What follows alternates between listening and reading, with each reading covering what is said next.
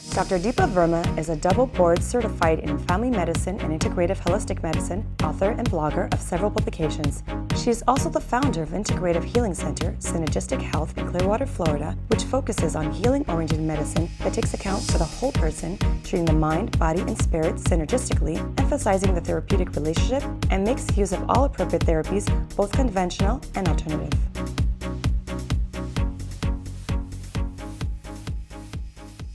We're here with Dr. Deepa Verma from Synergistic Integrative Health. Welcome on the show. Thanks, Nafsika. Thanks for having me here. We've heard about holistic medicine, but what is integrative holistic medicine?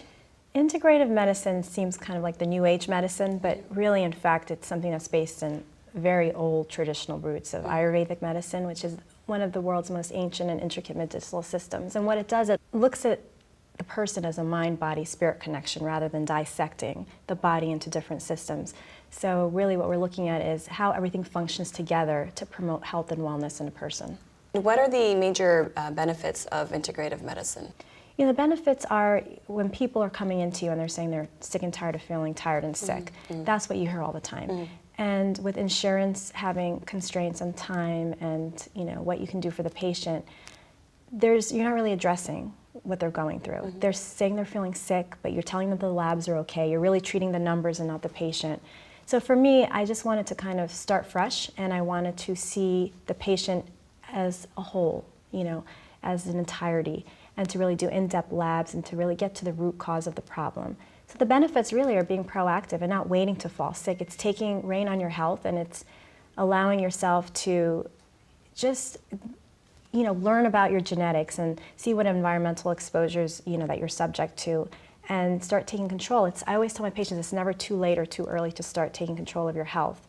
And even if you have something that you're afflicted with, let's learn how to do it naturally instead of turning to, pharmaceutical agents, which can make things worse. So, as a traditional MD, when I was doing that pharmaceutical route, and, there's a time and place for it, of course, but I just felt people were not getting better. They were getting sicker because you put them on one medicine, then it creates, 5 adverse side effects. Then you have to put them on another one. And the cycle is just never ending. And to me, like I said, there's a time and place for it, but I think with pharmaceuticals, you're creating customers, not cures. Yeah, it's a vicious cycle. How does a plant-based diet fit into this philosophy?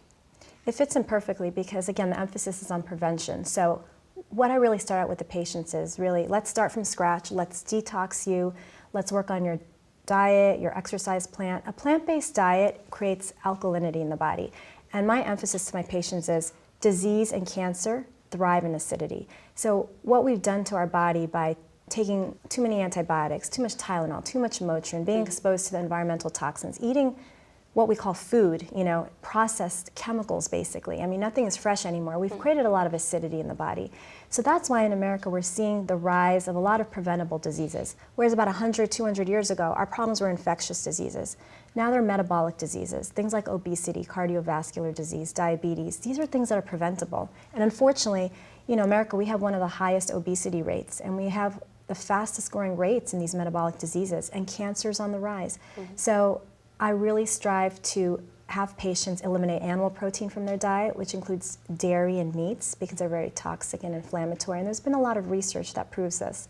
And my emphasis on patients is really follow, I call it like a revised paleo diet, because the paleo does emphasize some meat, but try to do a diet that is very low or has no animal protein, and we're looking at plant protein.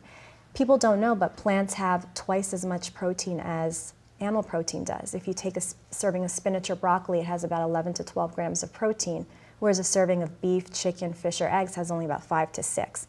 And so I always liken it to the animals in the animal kingdom. When we look at the vegetarian animals, they're some of our strongest creatures, horses. They're very massive, energetic, lean muscle, elephants, buffalo, gorilla. I think now we're starting to learn that there's other more natural ways, and plants, like you said, and vegetables, fruits and vegetables, everything. Legumes, beans, everything. You can get everything you need from a plant-based diet, and that's something important that we need to kind of tell people about and raise awareness. Thank you very much for coming on the show. We hope to see you again soon. Thanks, Nafsika. I appreciate it. We'll be back for more.